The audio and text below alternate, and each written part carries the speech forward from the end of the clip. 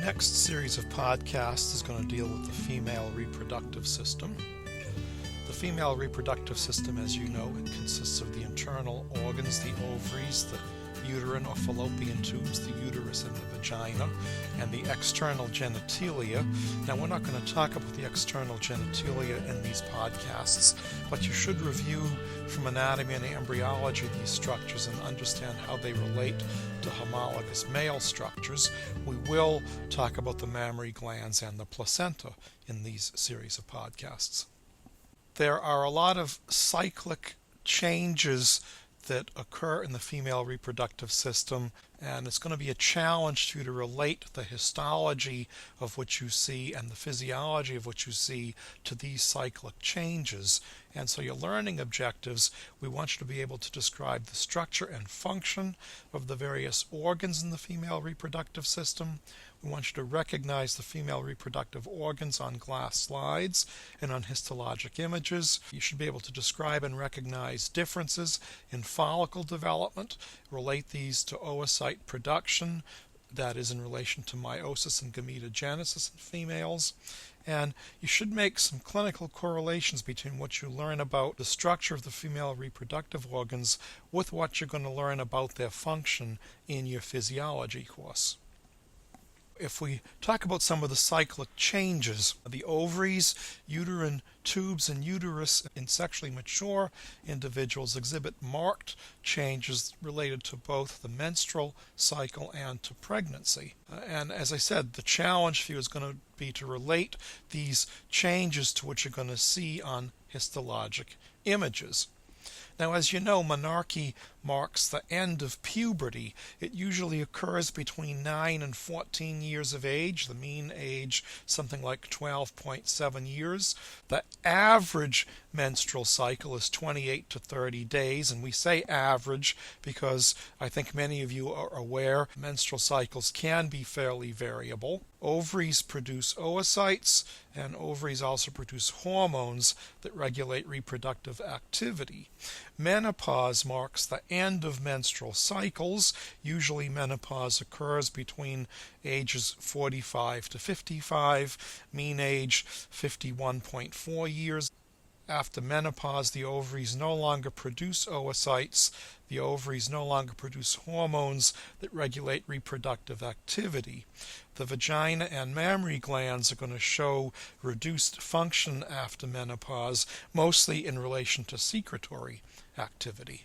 This diagram just shows some of the anatomical relationships. You should know these from your gross anatomy course, but for example, the suspensory ligament of the ovary carries blood vessels, and then the ligament of the ovary, the mesosalpinx, the mesovarium, and the mesometrium are all part of the broad ligament. So these are just things I'd like you to recall from gross anatomy. We will talk about some of these other structures as we relate them to histology. Now, as you know, the ovary has a dual function, functions as an exocrine gland and an endocrine gland. With respect to being an exocrine gland, it's involved in the production of gametes, so oogenesis. And we talk about oocytes as the developing gametes and ova as the mature gametes. With respect to endocrine production, the ovary produces steroid hormones. As you know, estrogens promote growth and maturation of the external and internal sex organs.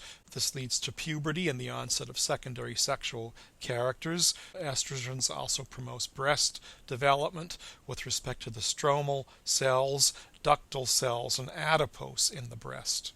Progestogens prepare for pregnancy, and this is going to lead to the cyclic changes that are observed in the uterus and the breast. Also leads to secondary changes in the endometrium and to lobular proliferation of the secretory components of the mammary glands.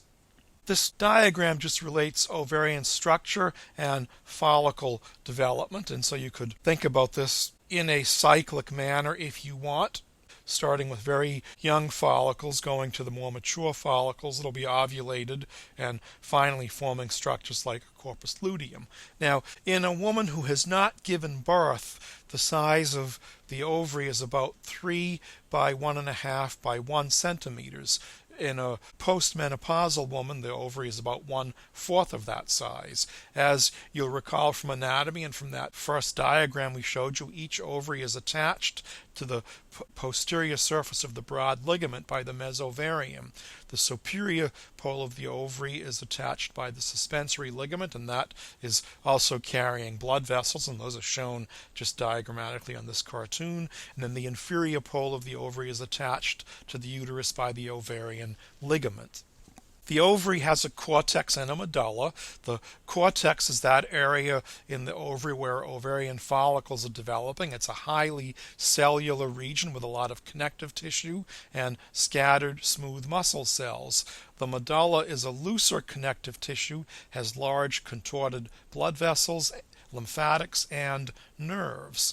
The surface of the ovary is covered by cuboidal cells, and we term this the germinal epithelium. That is a misnomer. This is before people realized that the primordial germ cells migrate into the ovary from the yolk sac. And you'll recall from embryology, of course, it's the primordial germ cells that give rise to the gametes.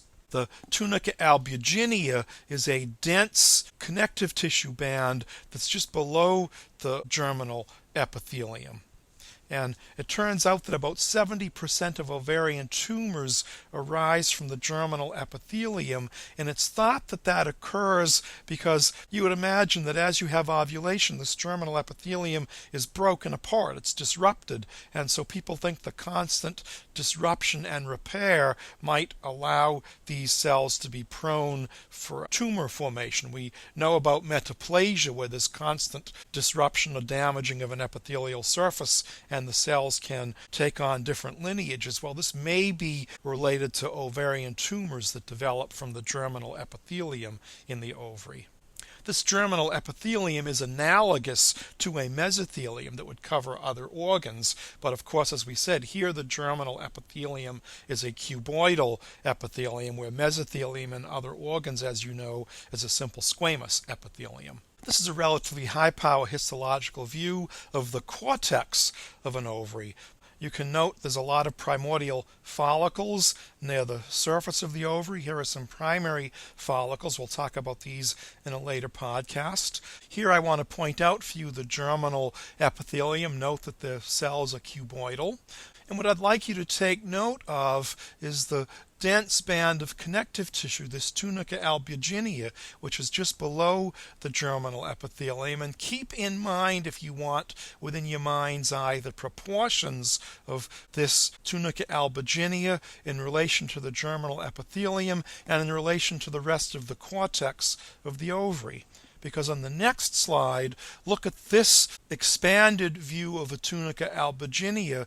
Here would be some of these primordial follicles. This expanded tunica albuginea is from a patient that has polycystic ovarian disease, and it's very common in patients with polycystic ovarian disease that you find a very expanded tunica albuginea. What happens is you have ovarian cysts that build up. You've got large Graafian follicles that have a difficult time ovulating because they can't push through the tunica albuginea and break through to the surface of the ovary.